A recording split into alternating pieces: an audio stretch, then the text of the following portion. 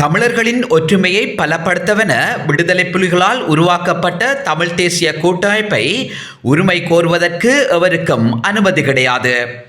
உண்மையை நீங்கள் விளங்கிக் கொள்ள வேண்டும்.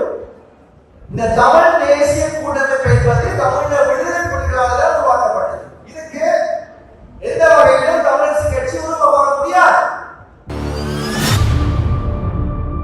புலிகள் அழிக்கப்பட்டாலும் தமிழ் மக்களுக்கான இலட்சியம் அளிக்கப்படக்கூடாது என்பதில் புலிகளின் தலைமை உறுதியாக இருந்ததாக கூறுகிறார் யாழ்ப்பாண பல்கலைக்கழக சிரேஷ்ட விரிவுரையாளர் மாணிக்கவாசகர் இளம்பிறையன்.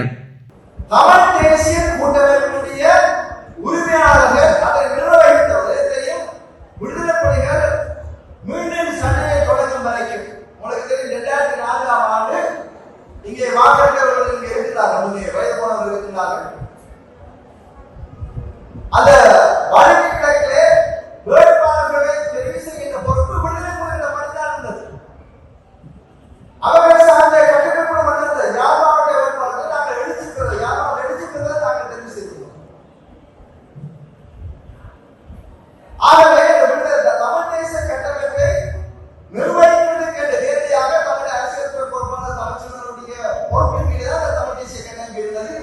காலத்திற்கு காலம் மாதம் மாதம் அவர்களுக்கு கிளிநொச்சியிலே அவரை அழைத்து அரசியல் சம்பந்தமான நகர்வுகள் சம்பந்தமான பாராளுமன்ற செயற்பாடு சம்பந்தமான அடிக்கடி கூட்டம் நடைபெறும். அதை நான் பண்ண வேண்டிய வரலாறு. பிரபாகரன் கட்டி வளர்த்த அந்த பாரிய கேடயத்தை சிதைத்து சின்னாபின்னமாக்கியவர்தான் ஆபிரகாம் சுமந்திரன் எனும் கொடிய மனிதன். ஆகவே இந்த தமிழ் தேசிய கூட்டமைப்பு உருவாக்கப்பட்டதன் நோக்கம் உங்களுக்கு தெரியும். ஒரு தலைவர் ஒரு தீர்க்க தரிசனமான ஒரு முடிவுடன் அன்பானவர்களே, இதை நீங்க விளங்கிக் கொள்ள வேண்டும். எங்களுடைய போராட்டம் சில நேரம் ஆயுத போராட்டம் தோற்கடிக்கப்படலாம். அதற்கு பின்னர் எங்களுடைய தமிழ் மக்களுடைய போராட்டத்தை, தமிழுடைய அபிலாஷத்தை, தமிழ் தேசியத்தை, தமிழுடைய கோரிக்கைகளை வென்றெடுப்பதற்கு ஒரு ஜனநாயக கட்டமைப்பு தேவை என்ற அடிப்படையிலே தான் இந்த தமிழ் தேசிய கூட்டமைப்பு என்பது உருவாக்கப்பட்டது. கொண்ட கொள்கை மாறாமல் தமிழ் தேசியத்தின் பால் பயணிக்க வேண்டிய பொறுப்பு நமது மக்களின் கைகளிலேயே தங்கியுள்ளது என்கிறார் தமிழரசு கட்சியின் ஊர்காவற்றுறை தொகுதி தலைவர் மாணிக்கவாசகர் இளம்பிறையன்.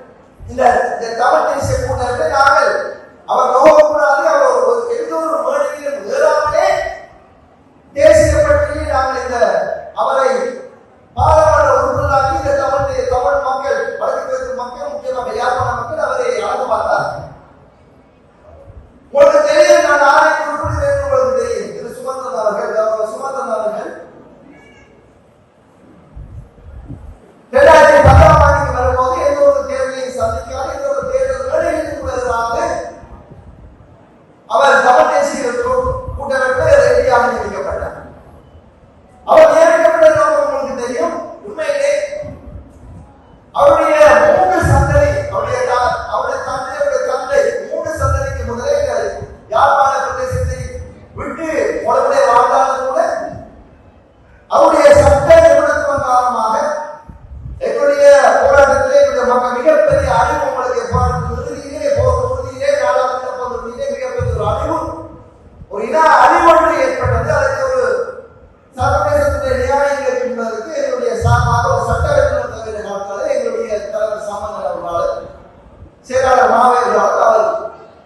கட்சியிலே உருவாக்கப்பட்டார். அதன் பின்னர் படிப்படியாக வந்து கட்சியை தன்னுடைய முற்றுமுழுதான கட்டுப்பாடுகள் வந்து 2019ஆம் ஆண்டு தேர்தலுக்கு பின்னர் தமிழ் தேசிய கூட்டமைப்பு என்பதை இல்லாமல் செய்து அந்த கட்டமைப்பில் இருந்த அந்த அமைப்புகளை, அந்த கட்சிகளை, அந்த இயக்கங்களை வெளியேற்றி இன்றைக்கு தனியொரு மதமாக தமிழரசு கட்சி இருக்கிறது. இரண்டு சுமந்திரனுடைய செயற்பாடு என்னுடைய தேசிய தலைவருடைய கனவை சிதைப்பதாக இருக்கின்றது. தேசிய தலைவரால் கட்டியமைக்கப்பட்ட ஒரு தமிழ் தேசிய கூட்டமைப்பு என்ற வீட்டை உடைத்து தவிடுபொடியாக்கி இன்றைக்கு தனி கதவுடன் தான் தமிழரசு கட்சி இருக்கிறது. இங்குள்ள கோழைகளையும் கொலைகார கூட்டங்களையும் விரட்டி அடிப்பதற்கு நமது மக்கள் அணிதிரள வேண்டியது காலத்தின் கடமையாகும்.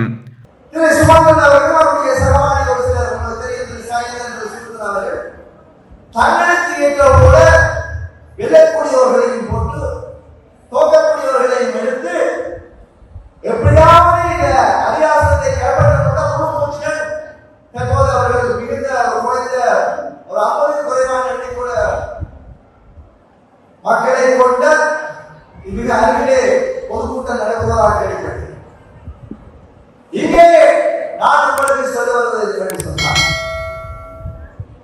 இந்த மண்டலத்திலே வந்திருக்கக்கூடிய பிள்ளைகளுடைய சகோதரர்கள் அவருடைய தந்தை தாய் இந்த மண்ணுக்காக போராடி மறைந்திருந்தார்.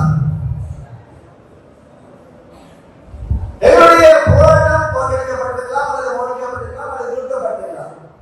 ஆனால் நாங்கள் கொண்ட கொள்கையை ஏதோ ஒரு வழியாக நாங்கள் போராடி எங்களுடைய மாநிலங்கள் என்ன நோக்கத்துக்காக மன்னித்தார்கள் அவர்களுடைய நோக்கத்தை நிறைவு செய்வதற்காக இந்த மாதம் மாநிலம் நிறைவு செய்வதற்காக நோக்கத்தை அடைவதற்காக நாங்கள் சகல வழிகளையும் தற்போது என்னுடைய காலம் கட்டத்தில் நீங்கள் ஜனநாயக போராடி நீங்கள் சரியானவர்களை தெரிவு செய்ததாக போராடி இந்த இடம் இதற்காக தன்னுடைய உறுதியாக ஏற்படுத்தியோ அந்த நோக்கத்தை அடைவதற்குரிய வழிகளை நீங்கள் செய்ய வேண்டும் என்ற கட்டளை இருக்கிறது.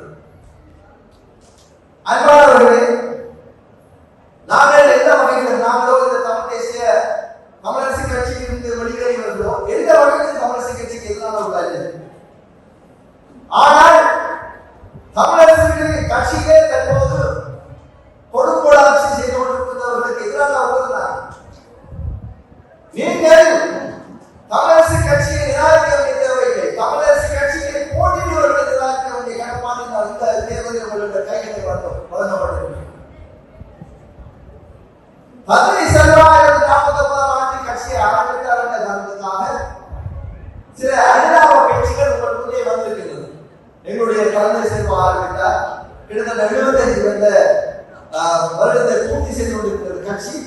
நாங்கள் அந்த கட்சியை உயர்ந்தாக பார்க்க வேண்டிய கடப்பாடுகள் எல்லோருக்கும் இருக்கின்ற ஒரு அனுதாப ஒரு சிம்பத்தை ஒரு அனுதாபத்தை பேச்சுக்கள் உங்கள் மத்தியில் இருக்கிறது. அன்பானவர்களே, தமிழரசு கட்சி அப்படியே அதை எவ்வளவு அளிக்க முடியாத ஒரு பணி செய்ய முடியாது.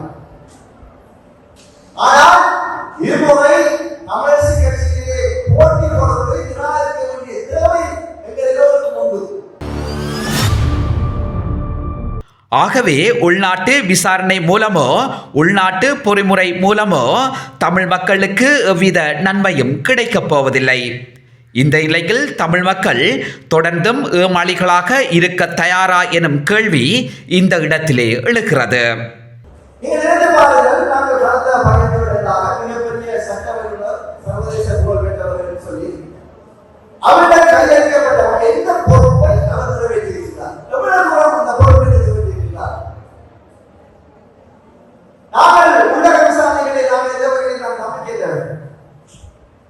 எங்களை கொலை செய்தவர்கள் நாங்கள் நீதி விசாரணைக்கு எப்படி போக முடியும்? நாங்கள் ஒரு சர்வதேச விசாரணை, ஒரு நீதியான விசாரணை நாங்கள் கடந்த 50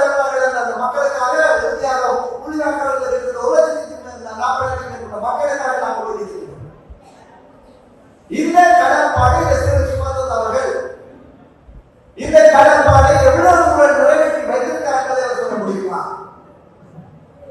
நாம சும்மா சொல்லிக் கொண்டிருக்கிறோம். வரலாற்று இந்த கம்போடியாவுடைய கிட்டத்தட்ட 80 வருடங்களுக்கு முதல் 60 வருடங்களுக்கு முதல் முடிந்த கம்போடியா இப்படி விசாரிக்கிறார்கள் சொல்லி நாங்கள் திருப்பி சொல்லிக் கொண்டிருக்க போகின்றோம். எனவே உண்மையை உணர்ந்து உரிமையின் பக்கம் வரலாற்று கடமையை ஆற்ற வேண்டிய உன்னத பொறுப்பு எமது மக்களுக்குண்டு.